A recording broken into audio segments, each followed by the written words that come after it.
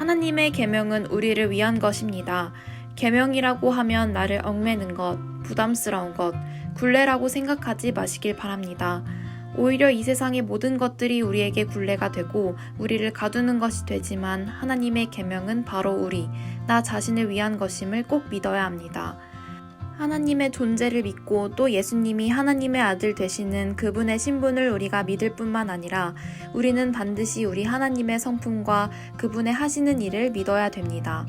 첫 번째로 하나님은 바로 사랑이십니다. 계명은 사랑이신 하나님의 뜻입니다.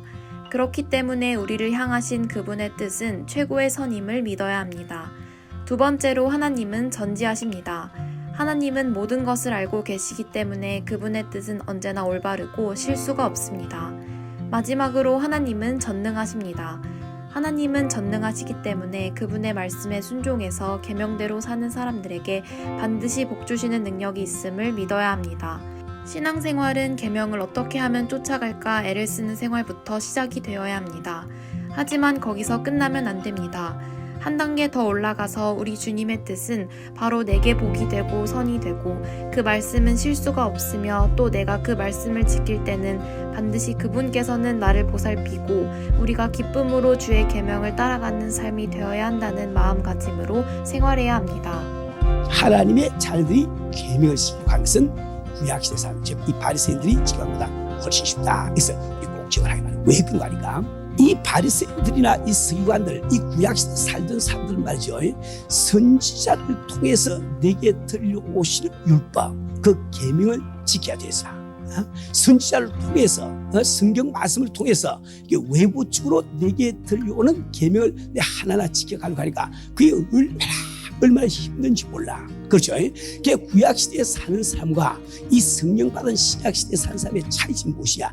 구약시대에 살던 사람은 율법이 밖에서 들려왔는데 우리 신약시대에 사는 사람은 우리 속에 누가 계세요? 스님이 계시죠? 그러니까 그 계명이 내 마음속에서 들려와.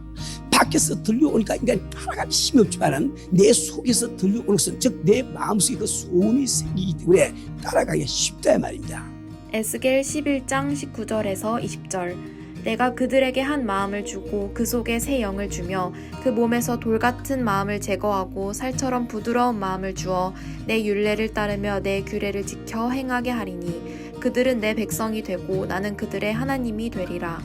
굳은 마음, 돌 같은 마음이란 언제나 하나님을 믿지 아니하고 하나님을 신뢰하지 아니하고 그분 앞에 복종하지 않으려고 하는 그 마음을 성경 말씀하신 굳은 마음, 돌 같은 마음, 단단한 마음 이렇게 표현하고 있는 거예요. 그 굳은 마음을 제하고 부드러운 마음을 줘서 부드러운 마음이라고 하는 것은 온유한 마음을 이야기합니다. 우리 주님의 말씀에 자루나 우러나 치우치지 않고 이유를 대지 아니하고 마치 데친 배추처럼 그저 순이 푹 쥐어가지고 주님이 이렇게 하라면 이렇게 하고 저렇게 하면 저렇게 할 수 있는 그 마음을 바로 부드러운 마음이라고 그러거든요. 그렇죠? 예, 저는 정말 참 은혜를 받고 나니까 참 은혜 받기 전까지 은혜 받고 바로 그 전날까지 그렇게 제가 예수를 안 믿고 뺀들거리고 이런 이유 저런 이유 붙여가면서 하나님이 안 계시만 증명하려고 애를 쓰고 막 이렇게 애를 사는데 아주 은혜가 임하니까 나는 환상도 본 것도 없지요, 무슨 전기가 온 것도 없지요, 방언을 한 것도 없지요, 꿈을 본 것도 아무것도 없는데 마음이 여기 싹 변해버렸어. 이 굳은 마음이 재지고 부드러운 마음이 탁 와가지고 그 말 하나님이 믿어지니까 눈에서 눈물이 줄줄줄 나오고 그렇게 죽을 수 없단 말이요. 나는 이 성경을 보면서 이 말씀이 내게 그대로 이루어진가 이것이 막 깨달아지니까 얼마나 막 좋은지 말이지 이루 말할 수 없다 그래요. 우리가 계명대로 살겠다는 결단을 내린다면 그때 성령께서 마음에 힘을 주셔서 계명대로 살아가는 것이 쉬워집니다. 이 세상을 살아가면서 마음속에 안식과 평강을 얻는 길 가운데 하나는 하나님의 뜻과 다투는 사람이 되면 안 됩니다. 하나님과 다투는 사람은 항상 지게 되어 있습니다. 하나님에게도 이겨도 가는 것이 지옥밖에 없기 때문입니다. 이것이 참 지혜 가운데 지혜입니다. 하나님께서 부모를 공경하라 하면 공경할 것이고 주의 영광을 위해 살라고 하면 살 것이고 낮아져라 하면 낮아지는 것이고 그저 주의 뜻대로 살아가면 됩니다.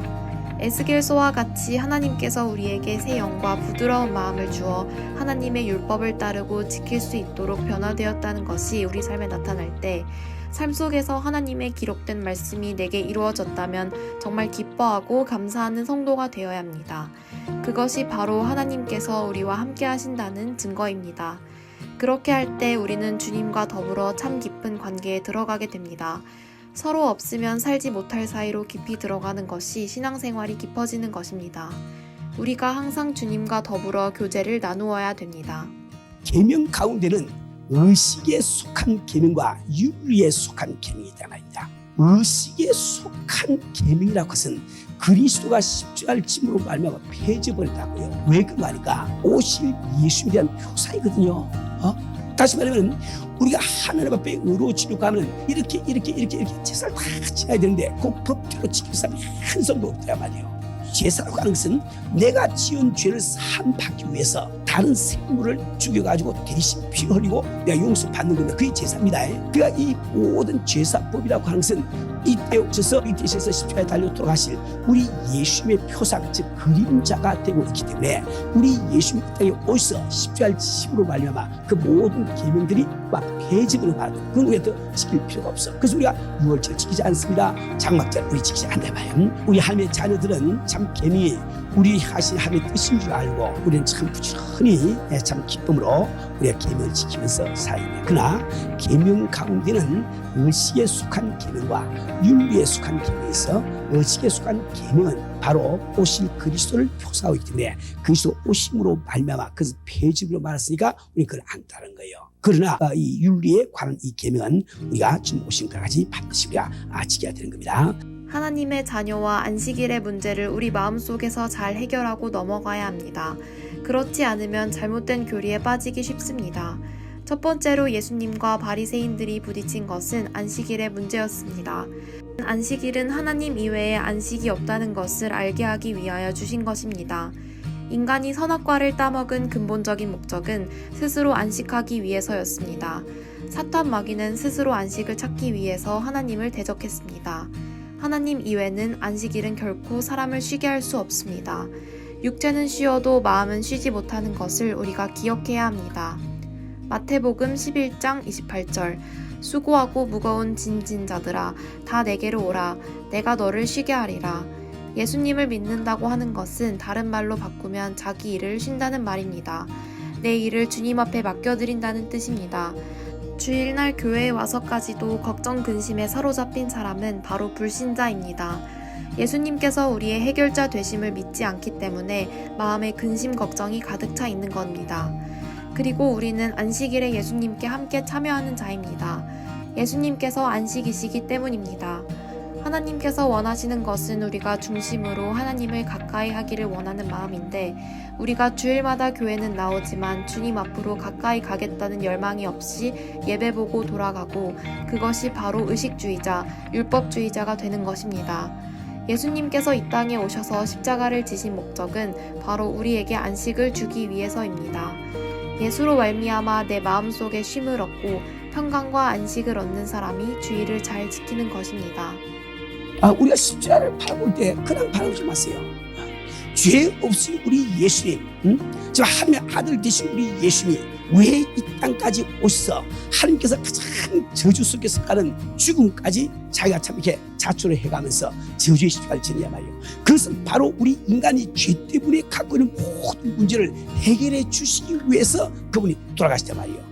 우리 주님이 죽으심으로 말미암아 나의 문제는 이미 다 해결된 것을 믿어야 안식이 있는 거지. 이걸 안 믿으면 안식이 없는 거예요. 제일 중요한 것은 말이죠. 우리 사람은 알게 모르게 큰 물을 막론하고 죄의식에 시달리고 있는 거예요. 나는 지금 내 마음속에 의식을 안 하고 있지만 어릴 때 지은 어떤 죄, 10년 전에 지은 어떤 죄, 이것이 끊임없이 내 마음속에서 이 마귀의 참수거리가 되고 내 양심을 괴롭히고 있는 거예요. 내 의식 못하는 가운데도 그 죄의식이 나를 괴롭히고 있는 거예요. 오직 예수님께서 십자가를 지실 때 그분께서 내 죄를 대신해서 피를 흘렸으니까 이미 삽판이다.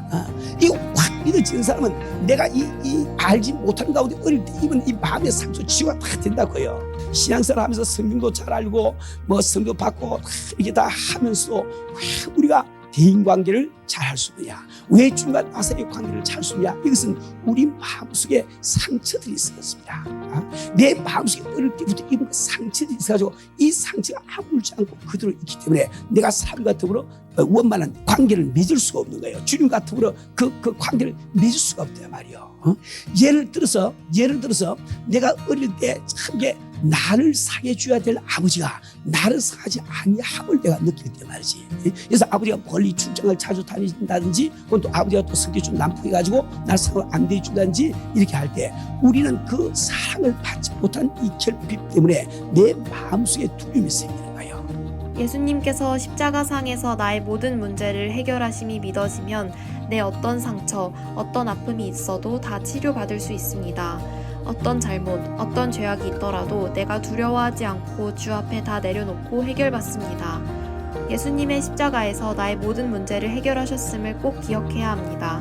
그리고 주님의 뜻을 따르는 것이 축복인 줄 깨닫고 기쁨으로 순종해야 합니다. 어떻게 하면 주님을 피해서 주님의 뜻을 안 지키고 살아가 볼까, 그걸 연구하지 마시고 주님의 뜻을 따르는 축복을 받으시기 바랍니다. 모든 문제를 주 앞에 맡겨드리면 그분이 해결해 주시는데 우리가 못 맡기니까 해결을 못 하신다는 말이에요. 하나님은 이 시간도 나의 생사화복을 주장하고 계세요. 오늘 내가 호흡하는 그것도 주님께서 허락하신 호흡이지 내 마음대로 하는 것이 아닙니다. 우리의 모든 신용 되시는 주님을 꼭 믿으시고 내가 무슨 문제, 무슨 어려움이 생겨도 그분께 맡겨드립시다. 여러분, 문제를 맡기는데 하나님의 영광을 위해서 맡긴 사람 응답이 딱 떨어지더라고요. 근데 그저 지 욕심대로 살기 위해서 맡기는 사람, 아이고 주여 뭐 페이먼트가 모자란데 강의 좀 잘 되게 해주세요. 그래서 속으로 말 돈 좀 생기면 또 좋은 옷도 좀 사고 좋은 차도 사야지, 이런 생각하는 사람, 그러면서 맡기는 사람 주님이 응답 안 하신다고요. 건강도 마찬가지야. 주여 내가 이 질병을 나야 내 주 위해서 더 남은 인생 열심히 뛰면서 일하겠는데, 내 질병이 나야 믿지 않는 사람에게도 참 함의 증가되고 영광이 되겠는데 주여 나를 구해서 이렇게 구하는 사람하고, 아니 또 건강 다 회복해야 뭐 골프도 좀 치러 다니고 낚시도 좀 다니고 뭐 좀 마음대로 할 텐데 이 아파가지고 할 수도 없고 주여 나 좀 고쳐주세요. 그런 사람도 주님이 관심 안 두지라 금식기도하면서 참 내 진심으로 기도했다고, 진심으로 기도했거든요. 주님 나 이제는 목회하면서 우리 성도들 위해서 기도하고 말씀 연구하고 뛰고 해야 되겠는데 이 당뇨병 가지고 어떻게 내가 되겠습니까? 주님 이거 좀 가져가 주세요. 딸깍 가져가, 딸깍. 얼마나 시원하게 역사하십니까? 그러니까 우리가 문제를 맡길 때 우리 기각선 우리 하나님의 영광을 위해서 이 문제를 맡길 때 우리 주님이 역사해 주실 거예요. 여러분, 오늘도 주 앞에 나와서 주님께서 주시는 안식을 마음속에 가지고 살아야 합니다. 여러분들이 안식을 갖는 길은 다른 것이 아니라 주님을 모셔야 합니다. 우리가 너무나 많은 경우에 주님 자신을 원치 아니하고 다른 것들을 많이 원합니다. 각자 마음속에 소원들이 많이 있습니다. 그러나 소원 중에 가장 중요한 소원은 바로 예수님인 것을 꼭 기억하시고 오늘도 예수로 말미암아 예수를 충만하게 모시고 예수로 말미암아 안식을 얻는 여러분 되기를 예수님의 이름으로 축원합니다.